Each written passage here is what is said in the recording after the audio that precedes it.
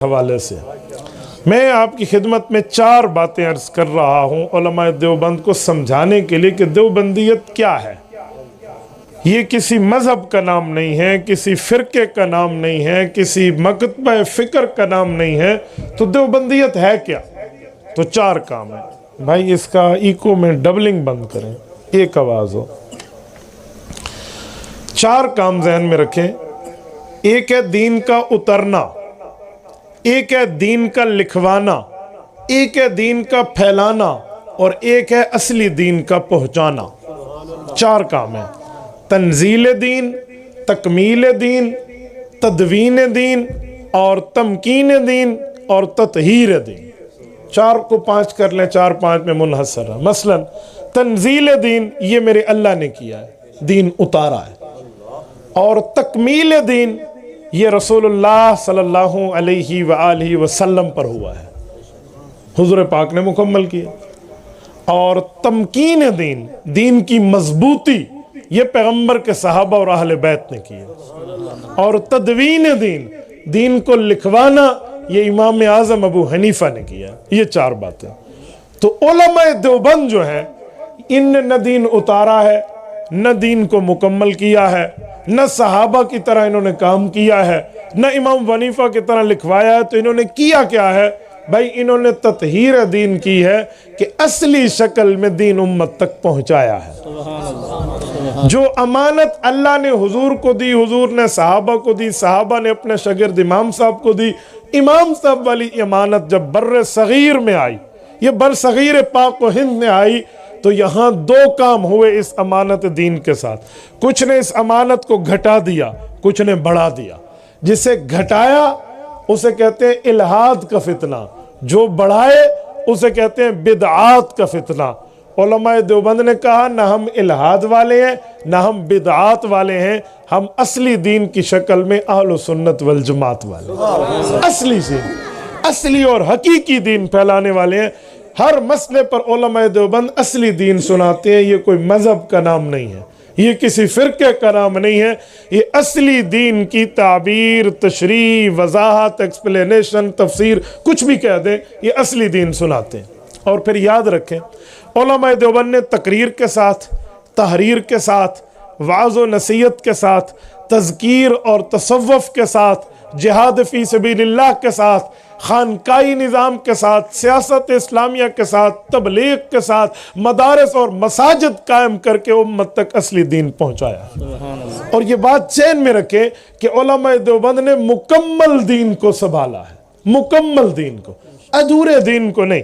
हमारे पास कोई एक अकीदा नहीं है, कोई एक अमल नहीं है, कोई एक उन्वान नहीं है, तमाम दीन हमारा उन्वान है। आप जिस तरह दीन पर चलना चाहते हैं, आपका मिजाज नरम है तो नरम यहाँ मैदान मौजूद है, आपका मिजाज गरम है, आपके लिए गरम मैदान मौजूद है। आप मुदर्रिस तदरीस की शक्ल में चलना चाहते हैं, आपके लिए तदरीसी मैदान मौजूद है। और अगर आप खानकाह में अल्लाह अल्लाह करने वाले हैं, आपके लिए खानकाह मौजूद है, दरसगाह मौजूद है, मस्जिद व मुसल्ला मौजूद है। और अगर आप इस्लामी सियासत में, रियासत इस्लामी के अंदर अपना किरदार अदा करना चाहते हैं, तो आपके लिए सियासत इस्लामिया भी मौजूद है। ये सारा उलमाए देवबंद ने दीन संभाला है। और ये बात ज़हन में रखें, उलमाए देवबंद कोई नाई मजहब और नाई फिरका और नाई तरतीब नहीं है। ये वही बात है जो सहाबा कराम ने हुजूर पाक अलैहिस्सलाम से ली है। अब मैं एक एक बात इस पे अर्ज करता हूँ। सुभान अल्लाह। उलमाए देवबंद को अल्लाह ने वो अफराद अता किए हैं जो सहाबा कराम को नस्ल अल्लाह ताला ने हुजूर पाक की गोद में डाली थी। कैसे? उस वक्त उलमाए, बल्कि उस वक्त सहाबा कराम में खुलफाए राशिदीन का किरदार ऐसा है जो ऐसा कोई नहीं था। हुजूर पाक ने एक हदीस में खुद फरमाया है कि मेरी वसीयत अगर तुम पकड़ना चाहते हो ना, चलो मैं पूरी हदीस सुना दूं। हजरत इरबाज इब्न सारिया की रिवायत है, मिशकात जल्द अव्वल बाब अल-इत्तिसाम बिल किताब व सुन्ना में है। हजरत इरबाज फरमाते हैं कि एक रात अल्लाह के रसूल ने नमाज पढ़ाई, नमाज के बाद बयान किया तो हम रो पड़े, हमारे दिल डर गए। हदीस पाक क्या है? सल्ला बिना रसूलुल्लाह ज़ात यौम, हुजूर ने नमाज पढ़ाई, फवाअज़ना मौइज़तम बलीगा, एक ज़बरदस्त गुफ्तगू हुजूर पाक ने की, ज़रफ़त मिनहल उयून, आंखें बह पड़ी। ववजलत मिनहल कुलूब, हमारे दिल अल्लाह की खशियत से डर गए। फ़क़ाल रजुलुम मिन्ना, एक सहाबी ने अर्ज़ किया कअन्ना हाज़िही मौइज़तु मुवद्दिइन औ मुअद्दिन फ़ौसिना, ये तो लगता है अलविदाई खिताब है, आप दुनिया छोड़ के तो नहीं जा रहे, आप ऐसी ऐसी बात हमें फरमार समझा रहे हैं। तो हुज़ूर पाक अलैहिस्सलातु वस्सलाम से वो सहाबी अर्ज़ करने लगे फिर हमें नसीहत फरमा दे, वसीयत फरमा दे। फिर अल्लाह के रसूल ने वसीयत शुरू की, फरमा ऊसीकुम बितक़वल्लाह, मैं तुम्हें अल्लाह रब्बुल इज़्ज़त के तकवे की तरफ वसीयत करता हूँ। तकवा किसे कहते हैं?